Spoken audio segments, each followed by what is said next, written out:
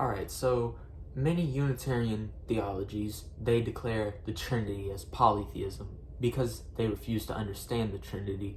And every time they look in the Bible and there's an instance of the Trinity being found, they say, how is that possible? Because they think about the Trinity from a Unitarian perspective. But really, the Trinity, there's nothing really like it that can be understood in this world. That's why every thing to represent the Trinity that we try to find in this world, it's often a heresy to fall into. So let's look at two different heresies about the Trinity to better understand what the Trinity is. Now, the first is tritheism. Now, tritheism, that's the belief in three separate gods. When I talk to Muslims and Unitarians, they usually say, the Trinity, it's polytheism, you're worshiping three separate gods. When Jesus was praying to God, was he praying to a different God or himself? But you have to understand this heresy, because it's made clear in the Bible that there's only one God. Jesus, in Mark 12:29, I believe, he references Deuteronomy 6:4 and says, Adonai Eloheinu, Adonai Echad. That is, the Lord our God, the Lord is one. That's not to say that, God is Unitarian. From a Unitarian monotheistic point of view, he could still be Trinitarian. In fact, if a person didn't know, the use of the word Echad in that instance, Adonai Eloheinu, that is, the Lord is our God, Adonai Echad. Echad, that's a compound unity. It's like a cluster of grapes, a bunch of glasses all together in one big lump. It's one lump. It's like that. A group of people is a Echad group. If they wanted to say a singular unity, like this chair over here, this pillow, it's right here, it's by itself. Me, I'm a Yachid person. For a singular unity, it's Yachid. But if I were in a group of people, you would say Echad group of people. That is one group of people, but it's a compound unity. One instance of Echad being used as a compound unity is in Deuteronomy 1:26, I believe, when God says, so a man will leave his family and be joined to his wife, and they will be Echad. That is one. They will be joined as one. It's two people in a group. That's Echad, compound unity. Now, that rules out tritheism, so it's not three separate gods.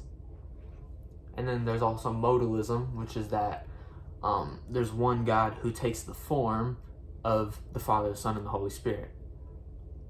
Now, that's unbiblical. Modalism is unbiblical because the Father and Jesus, they're seen at one time, like when Jesus said, I am, and you will see the Son of Man sitting at the right hand of the power, coming on the clouds of heaven.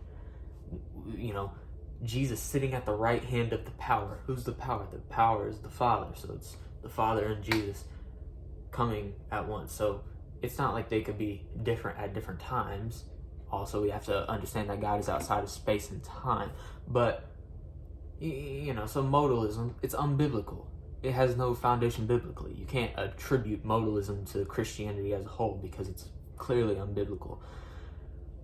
So that rules out the two main things people bring up when they say how could God, who is controlling the universe and heavens when Jesus was on earth? Because God is outside of space and time. The Father, the Son, and the Holy Spirit, they exist co-eternally. They all exist eternally. Jesus made that clear when he said, ego eimi in John 8:58, sorry. And when he says, I am, he claims to be the eternal God. So you can't just say it's three separate gods, or, who was in heaven on the throne of God when Jesus was on earth.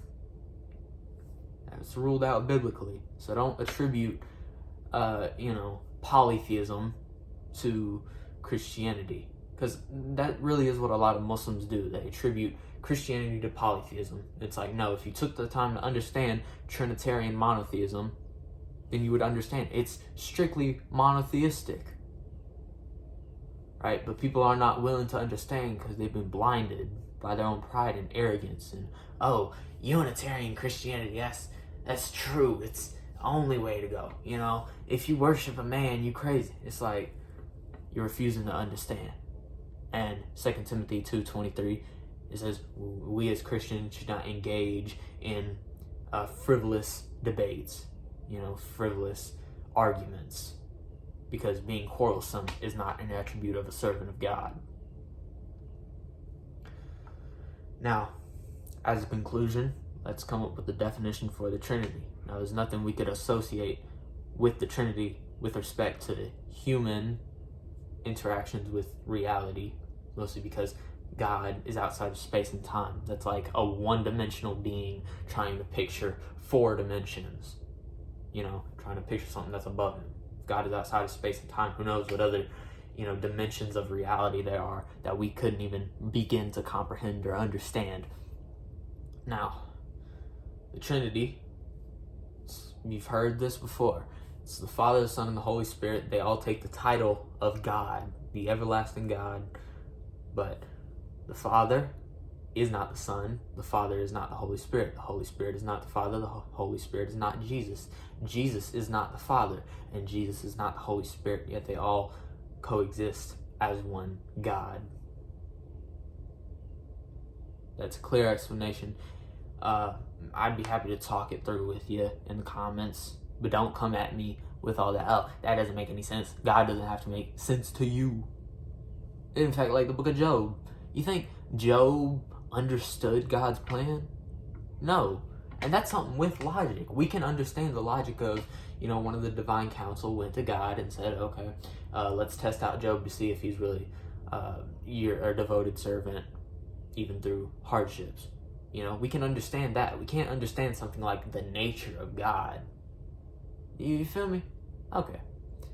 So I hope this helped clarify some things to people who reject the doctrine of the Trinity and refuse to understand it. Have a good day.